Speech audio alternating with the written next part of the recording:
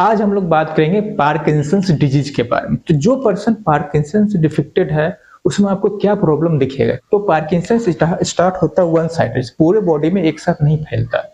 तो मान लो one sided, वो लेफ्ट हैंड या राइट हैंड आपको जैसे कांपना स्टार्ट कर देगा, मतलब आप उस पर कंट्रोल नहीं कर पाओगे।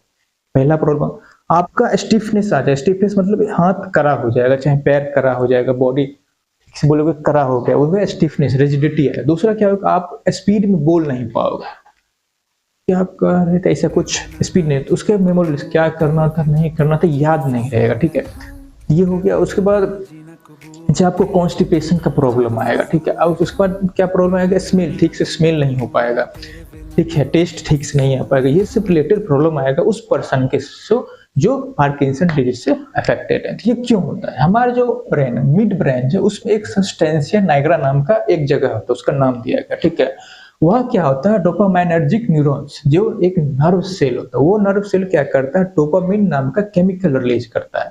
ठीक है, तो उस जैसे एज बढ़ता है, जैसे आप रीच किए 60, 70 या 50 क्रॉस के, तो वो डोपामिन, वो जो नर्व सेल होता है जो डोपामिन प्रोड्यूस करता है, वो डिजेनरेट होने लगता है, मरने लगता है। तो क्या होता है, वो जो केमिकल जो प्रोड्यूस होता था वो कमने लगा। तो ये केमिकल क्या करता है, डोपामिन क्या था, न्यूरोट्रांसमीटर है, ये केमिकल ट्रांसमीटर जो मेमोरी से रिलेटेड मैसेज, मूवमेंट से रिलेटेड मैसेज भेजता था। तो अब क्या हो, इसका संख्या कम हो गया, तो मैसेज जो था ट्रांसमिट नहीं हो पाया, इसलिए इससे रिलेटेड प्रॉब्लम आता है। ठीक है, ये प्रॉब्लम जनरली क्या होता है, जो 50 क्रॉस कर गए, 60 क्रॉस कर गया, 70 क्रॉस कर गए, उसमें आता है। 10 से 15% ये जेनेटिक होता है, और बाकी जो होता है वो केस नॉन जेनेटिक। वो क्यों, जिसमें ये पार्किंसन डिजीज पाया गया, उसमें पाया गया कि वो जो टॉक्सिक फूड खाते थे, ठीक है, जो जैसे स्प्रे जिस पे ज्यादा किया हुआ है वो उसको ज्यादा हुआ, और इसके बहुत से प्रॉब्लम, लेकिन एग्जैक्ट प्रॉब्लम नहीं पता, लेकिन जो टॉक्सिक फूड खाते थे उसको हो गया।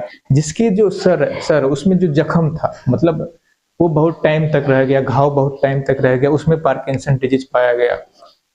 तो अगर इसका कोई परमानेंट इलाज नहीं कि आप गए और ठीक हो जाएगा एकदम परमानेंट, तो इसको बट कंट्रोल किया जा सकता है। जैसे ही आपको लगे कि सिम्टम्स है, आप न्यूरोलॉजिस्ट के पास जाओ, कॉन्टैक्ट को, दवाई देगा। तो उसमें क्या किया जाए, दवाई देगा तो 2-4-10 साल काम करेगा, तो आप ठीक से रहे। दूसरा क्या होता है, सर्जरी होता है, उसको बोलते हैं डीप ब्रेन स्टिमुलेशन। उसमें क्या करता है, जो ब्रेन अफेक्टेड एरिया होता है उसमें क्या जाता है, इलेक्ट्रोड डाल दिया जाता है। ठीक है, तो जो काम करता था क्या कहता है, डोपामिन, तो अब वो काम कर रहा है इलेक्ट्रोड, एक पार्टिकुलर मॉड्यूलेटेड फ्रीक्वेंसी का सिग्नल भेज रहा है, और वो आपको काम कर रहा है डोपामिन की जगह पे मॉड्यूलेटेड सिग्नल भेजा जाता है, उसमें एक करंट भी इम्पल्स भेजा जाता है, पार्टिकुलर फ्रीक्वेंसी का वो काम करता है। ठीक है, तो ऐसे ही काम करता है।